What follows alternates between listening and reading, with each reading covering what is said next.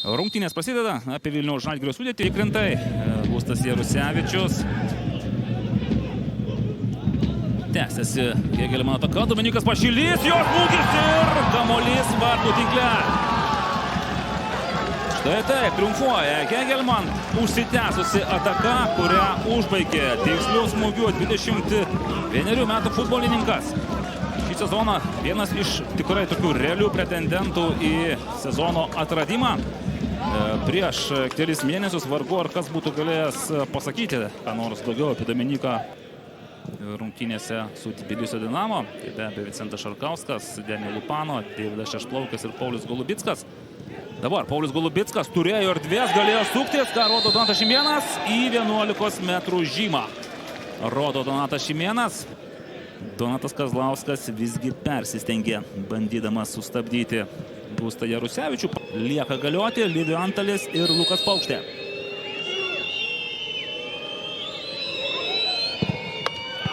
Patį vartų viduriuką Livio Antalis rodo Lisiją, kur būtent Žalgirio gynybos klaidos. Čia Vedadas Radonė. Taikėsi Bosnis. Nedaug trūko. Vėl veržėsi į priekį. Pašilys, ar bandys dar kartelį, bando, bet šį kartą sumanus buvo ir yra bandymas. Nemanja Michailovičius kairiuoju kraštu, perdavimas, kurį pabando Vedadas Radonija atremti. Klaudijus Upstas ir gelbsti savo vartų. Taip pat rungtyniavo ir Tbilisyje, tiesa po keitimo ir tik 22 minutės. Pranas teisėjas žaidė beveik 74 minutės. Dabar smūgis iš toli. Wesley Gabrielis. O čia tai bent susijęs už galvos net ir Andrius Kerla. O čia tai bent smūgis iš kairės. Jeigu ir buvo ten kokiu nors voratikliu viršutinėme vartų kamputyje, tai nieko nebeliko, viskas švariai išvalyta. O Hegelman veržėsi į priekį 2-1.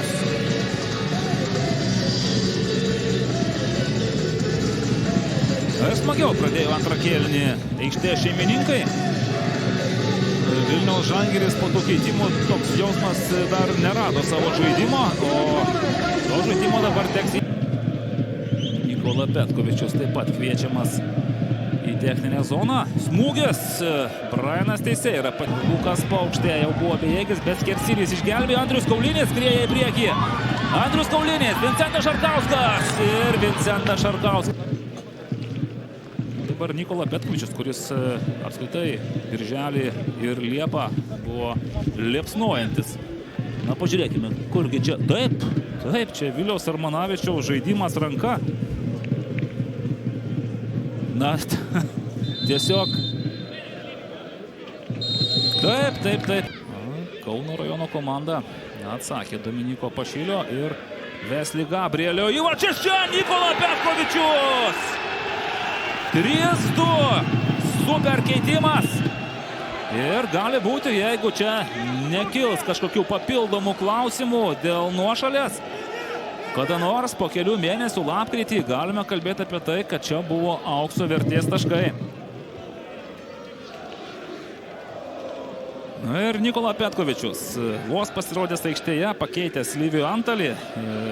Beveik visi Hegelman žaidėjai dabar jau Vilniečių baudos aikštelėje. Lukas Paukštė! Pro šalį. O tai galėjo būti kartelė, pažiūrėkime pakartojimo, kaip aukštai pakilo Lukas Paukštė ir Hegelman techninėje zonoje esantiems treneriams ir žaidėjams vienu momentu pasirodė, kad kamuolys purda vartų tinkle. Andrius Kerla jau klausinėja, kad gal metas baigti rungtynes. Nemanja Michailovičius ir ne.